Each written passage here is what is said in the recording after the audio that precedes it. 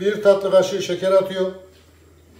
Arkadaşlar bugün size güzel bir sebze yemeği tarifim var. Hem malzemeyi tanıtıyoruz hem de yemeğimizi yapmaya başlıyoruz. Bu videoları izlediğiniz zaman her türlü lokanta yemeğini yapabilirsiniz. Önce patlıcanları bir soyalım. Patlıcanları soyduk, hazırladık. Patlıcan seçerken şöyle bastırın. Uç tarafı yumuşaksa çekirdek çıkmaz.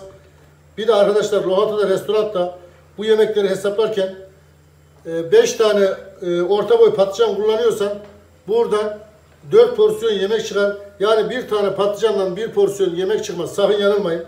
Hemen patlıcanlarımızı doğrayacağız. Şöyle göstereyim. Fazla da ince olmasın. Bunlar piştiği zaman ne yapar? İçine çekme yapar, ufalır. Patlıcanın üstüne şöyle bir soğuk su boşaltıyoruz.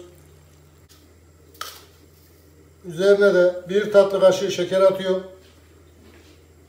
Şimdi belki şunu soranlar olabilir. Usta sen niye şeker attın? Biz tuz atıyoruz diye. Arkadaşlar patlıcan tuzu çektiği zaman ne yapıyor? Daha da acılaşıyor. İçi tuzlu oluyor. Şekeri çektiği zaman ne yapıyor içine? Şeker bunu şekerlendiriyor. Daha da lezzetli bir hal alıyor. Yani yemeği yumuşatıyor. Hemen burada 2 tane orta boy soğanımız var. Soğanın içinden çıkan şu çürük yeri alacağız. Almazsak bu yemekte kötü bir kokusu olur. Yemeğimizi bozar. Hemen soğanın içine bir işte sarımsak doğruyoruz. Asıl sarımsağı daha sonra kullanacağız. Sosa lezzet versin diye şöyle 2 tane yeşil biber kullanıyorum. Daha sonra yemeğin üzerinde de kullanacağız. 1 tane de domates. Patlıcanın bir tane kızardığını göstereceğim. Tamamını göstermeyeceğim. Şöyle ufak parça alıyorum. İçine atıyorum. Dibine düşüp üstüne çıkıyorsa bu ne demektir? Yağ ısınmış demektir. Çok fazla sıcak yağa da atmayacağız. Birden yüzünü yakmayacağız. Daha önce de söylediğim gibi bu lokanta restoran yemeği olacak. Patlıcanları attım. Çok fazla da ne yapmayacağız? Sıkıştırmayacağız. Birbirine yapışan varsa şöyle ayıracağız. Ayırmazsak bu patlıcan pişene kadar birbirinden ayrılmaz.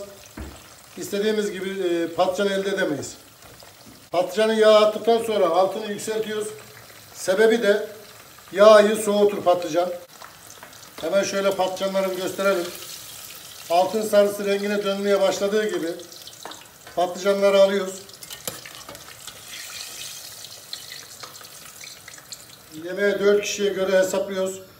Yarım fincandan biraz az yağ koyuyoruz. Yağımız ısınmaya başladı. Hemen soğanları ilave ediyoruz. Önce soğanları şöyle güzelce bir kavuracağız. Soğanlar rengini kaybetmeye başladı. Şöyle göstereyim. İçine 100 gram bir kıyma atıyoruz. Bu 4 kişilik ev yemeği olarak hesaplıyorum. Lokanta restorandaysa arkadaşlar veya tablet yemeği yaptığınız yerde nasıl hesaplayabilirsiniz? Kişi başı 40 gramdan kıyma bereketli olduğu için şunu söyleyeyim. 30 gramdan da hesaplasanız bir sorun yaşamazsınız. Kıymayı soğanın içinde dağıtıyoruz. Dağıtırken de ufak bir ayrıntı vereyim. Çok uğraşmazsınız. İçine hemen yarım çay bardağı bir su boşaltırsınız. Bu su ne yapar şimdi? Bunu anında dağıtır. Toplanmayı önler. Suyu gördüğü gibi kıyma hemen dağılır arkadaşlar.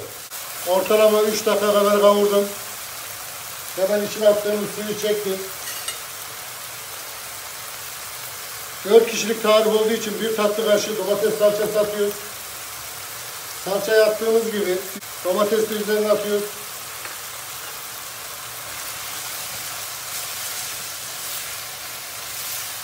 Salçayla beraber ortalama 2 dakika biberi domatesi bir kavuracağız.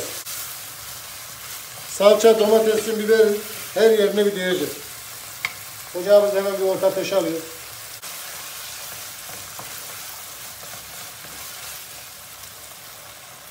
Salçamızı da kavurduk. Ortalama 3 dakikayı buldu. Hemen içine 2 su bardağı su boşaltıyoruz. İlk vereceğimiz su soğuk olsun. Daha lezzetli olur yemeğiniz. Salçanın rengi de güzel çıkar. İkinci su fark etmez. Bunun bir kaynamasını bekleyeceğiz. Sosumuz şöyle yoğunlaşmaya başladı. Çok fazla sulu olmayacak. Biraz da canlı olacak.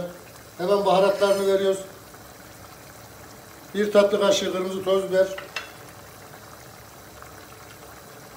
Toz biberi genelde salçayı az kullanmak için kullanıyorum.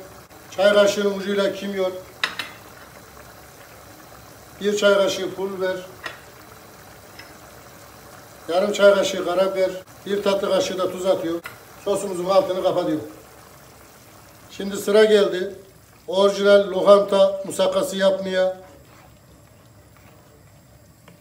Patlıcanlarla buluşturacağız. Şöyle küçüğünden bir tane borcama patlıcanları diziyoruz.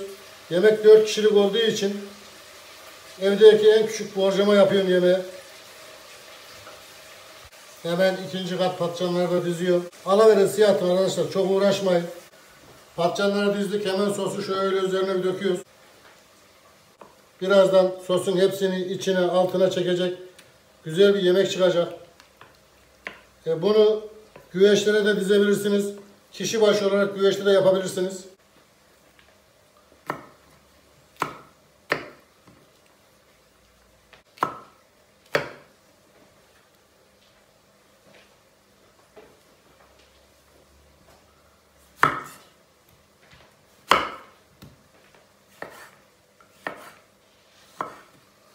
Domateslerin de kabuklu yerini şöyle üste getirmeye çalışın. İç tarafı kızarmaz.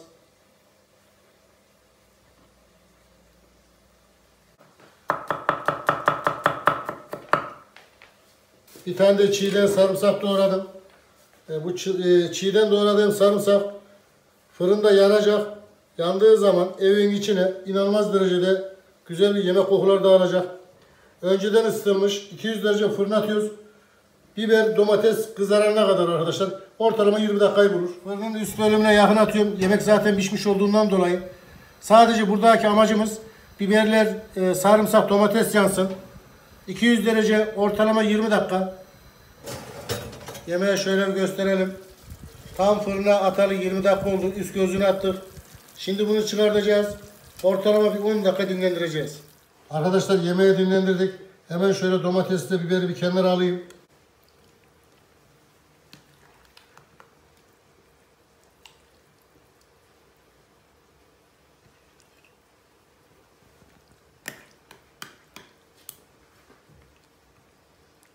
Arkadaşlar şöyle musakkanın kenarındaki yağlara bakın. Tam lokanta restoran yemeği oldu. Tarife birebir uyarsanız kesinlikle sorun yaşamazsınız. Yemeğin kefili benim. Sayfamda 1000'in üzerinde yemek tarifi var. Yerli yabancı fark etmez. Ahmet Şef Mutfağı yazın. Aradığınız yemeğin ismini yazın. Her türlü yemek karşınıza çıkar. Çıkan yemeği gördünüz.